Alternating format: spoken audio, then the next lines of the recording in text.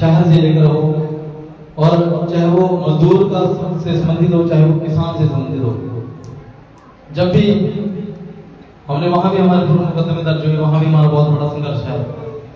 तो हमने किसी जाति विशेष के लिए, किसी व्यक्ति विशेष के लिए संघर्ष नहीं किया, हमने सर्व समाज के संघर्ष किया, जिसका सबूत, जिसका प्रमाण आप लोग हो। और अब मैं निवेदन करूंगा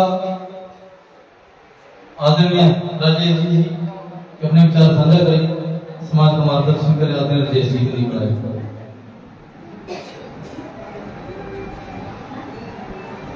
सभी को मेरा नमस्कार। संत साहेब और मंच पर विराजमान हमारे सभी आदर और सम्मान और पूजनीय गुरु जी, और इस मंच पर जितने भी मेरे साथी बैठे हैं, सबका मैं अभिनंदन करता हूं, स्वागत करता हूं। आज रिंकू जी ने गांव में जो एक सामाजिक प्रोग्राम रखा, ये बहुत सराहनीय कदम है कि समय समय पर हमें इस प्रकार के आयोजन करते रहने चाहिए। मैं राजेश कनिपला, कुरुक्षेत्र भूमि मुख्य संपादक और अभी फिलहाल आजाद उम्मीदवार शाहबाद विधानसभा क्षेत्र से चुनाव लड़ा।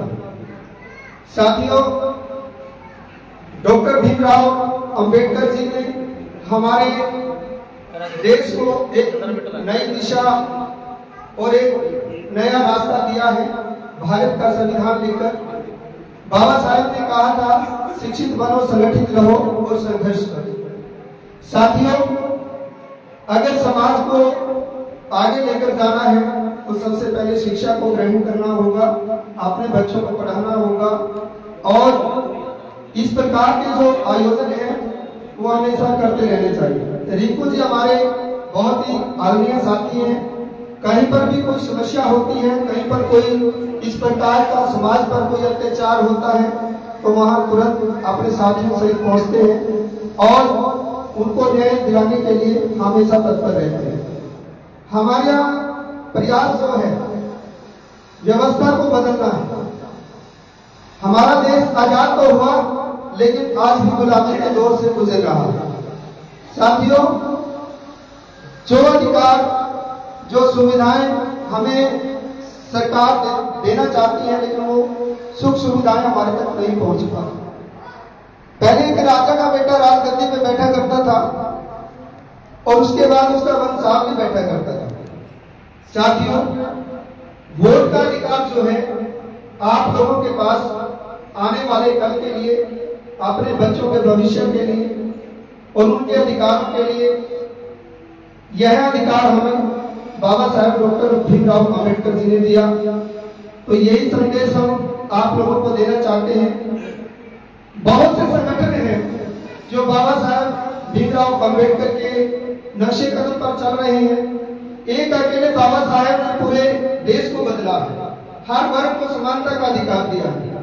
लेकिन इतने अंबेडकरवादी जो संगठन हैं वो आज कहीं ना कहीं दूरी बनाए हुए हैं, अलग अलग धड़ों में बटे हुए हैं। अगर हम समाज की एकता की बात करते हैं या अपने अधिकारों की बात करते हैं, तो हमें जाति धर्म से ऊपर उठकर इस देश के लिए काम करना चाहिए। कोई भी व्यक्ति किसी भी समाज से हो, अगर कहीं अत्याचार होता है तो हमें उसके साथ खड़ा होना चाहिए। जो जातिगत भेदभावना जो है हमारे अंदर फैलाई गई है, हमें उनका त्याग करना चाहिए। हम भारतीय हैं और भारतीय होने का गर्व हमें होना चाहिए। शहीद आजम भगत सिंह ने लड़ाई लड़ी, वो बहुत कम लोग आजाद कराने के लिए अपने प्राणों की आहुति दी, इस देश के लिए शहीद हुए। भगत सिंह ने कहा था, कलम बाकी से जब भी इश्क होना चाहिए और एक साथ मिलकर भाईचारे की भावना से एक दूसरे के प्रति हमें काम करना चाहिए। हमें अपने देश के लिए अच्छा कार्य करना चाहिए ताकि हमारा देश उन्नति की ओर बढ़े।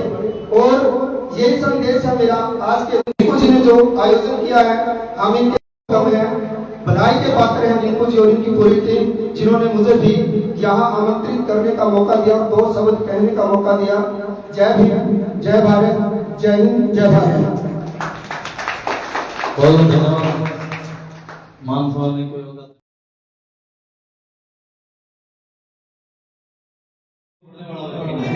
साफ छोड़ना मुझे कहा था किसानों के लिए क्या है मेरे भोले